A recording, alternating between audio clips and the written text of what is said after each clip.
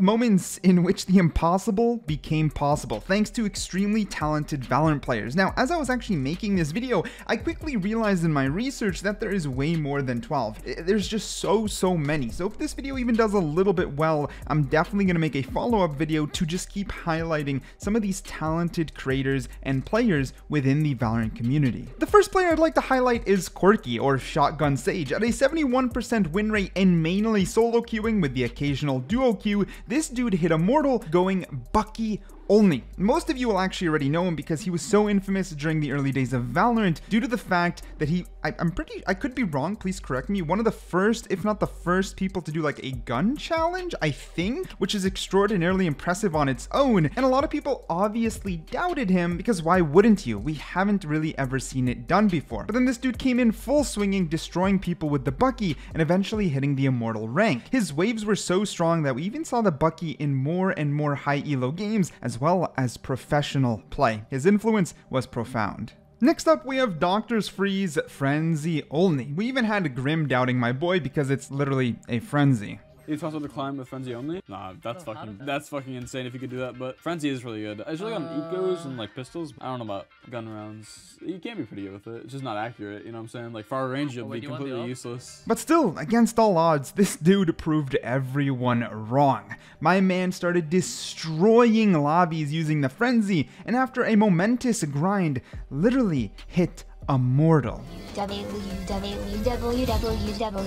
if you haven't realized, yes, there will be some multiple gun challenge completions. However, for me to count them in this video, I'm kind of making them hit their goal. So let's say they called their series Frenzy to Immortal, like Dr. Freeze, and actually hit his goal, then they accomplished what they sought out to do. And in my opinion, that's kind of what makes them do the impossible, when they really hit the Immortal rank. That rank is just shy of Radiant, and the only reason people don't do Radiant is because even with no challenge, it requires hours and hours of grinding.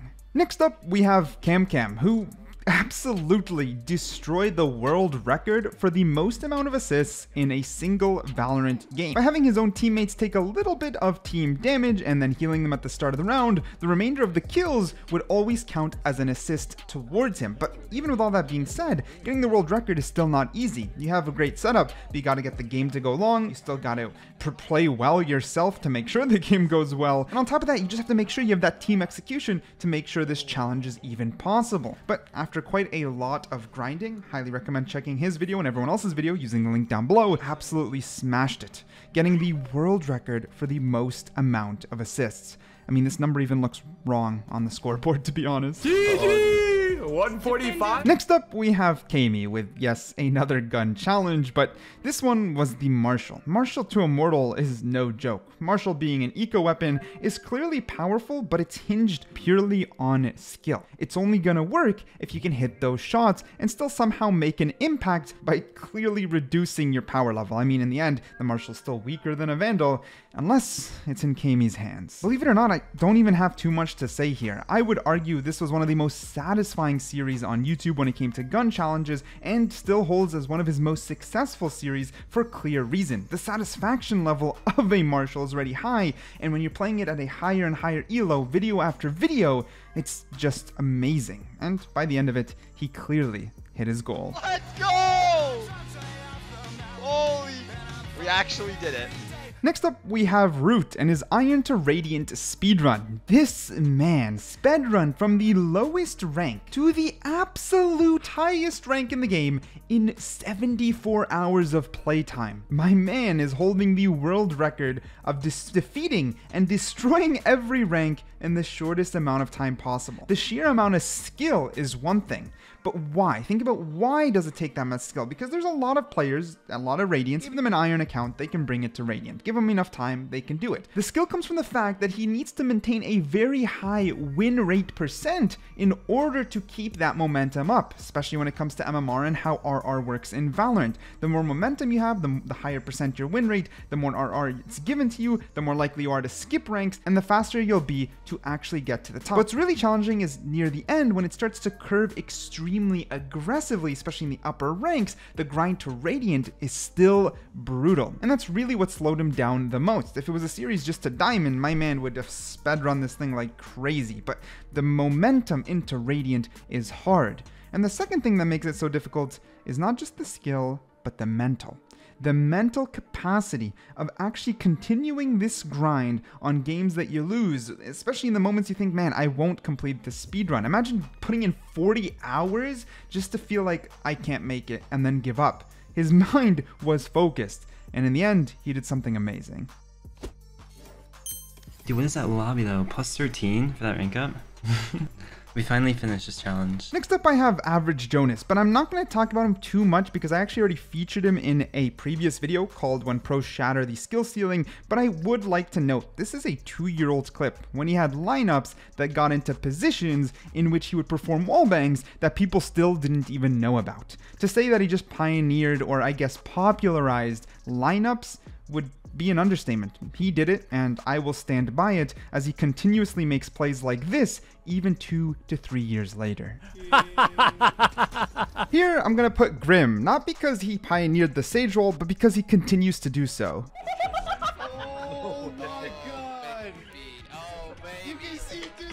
No, I mean seriously, every time there's a new map, he's on it. He's just literally practicing his walls. He's trying to find new techniques. He's known for the one who actually invented the jumping wall and continues to do these funky walls and get clip after clip. I mean, it's his entire stream and I absolutely love it. He doesn't give through. And it's not just all about these funky angles, even if that's a big part, including tutorials in which he teaches others, which inspired a ton of Sage players to follow suit with these plays. But think about it, he's been doing it for how long? And besides Flow Ascending, I can't think of any other prominent player who's able to do it successfully into the high ranks, because it's just easier said than done, or at least he makes it look easier than it truly is. And it's because of how much he can switch up the playstyle. He can bait with his wall and then play defensive, he can play off angles, insane off angles, and then he also plays a ton of amazing different strategies just to confuse the enemy.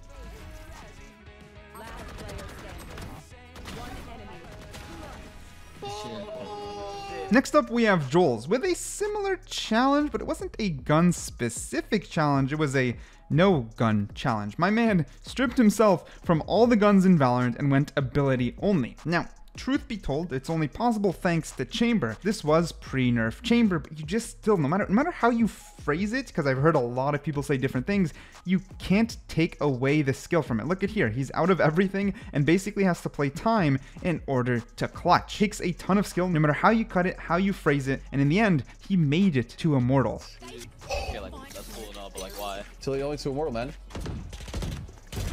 One pushed. Dead. Utility only to Immortal. Solo queued. Solo queued. Utility only to Immortal. Let's f***ing go, man. Holy shit, man. Speaking of no guns, I'm actually gonna double up on Joel's immediately here. My dude has, when it comes to challenges, he's allergic to guns because he also started a knife only. And I did mention at the start, I'm only including people who complete their challenge, but just because of the sheer absurdity of this exact challenge and the fact he still did break a world record for the most amount of knife kills in a single game, I still think he deserves a spot here. No way. Blinding. No way. Okay. Multiple players tried before him, but only one succeeded. Royal G hit Immortal using a classic only, the free gun. My dude had to spend 0 credits on his arsenal and still is better than 99.9% of us watching this video. Can you imagine that? Classic only, right click, primary fire, doesn't matter, he made it to the top, and this is a relatively recent series. So no, it wasn't when the classic was overpowered. Let's go! We are immortal! Woo! Remember Dr. Freeze, the one we just mentioned earlier, the madman who went using Frenzy only and got to Immortal? Well, he went for another challenge run, but reduced the gun capacity or the gun power level from a Frenzy to a Shorty. Yeah, the king of RNG weapons. The gun with only 2 bullets in the chamber. Well, he did it, using a Shorty only, even in Ascendant lobbies, still somehow carrying himself to Immortal. It's actually done. It's actually done after 3 months. I can't believe. Well, actually, wait. We never know. No, I did. I got it. Congrats, bro. Let's go. GG's. I didn't expect to get it today. Last but not least, I have a little bit of a twist. This is Variant, and this exact video is all about his calm aim. Now, this last spot goes to him with a question to you guys, the audience. When I was making this video, I decided to gear it towards challenges, but I want to highlight more of the community. The community is amazing, and I'm thinking, how can I highlight them?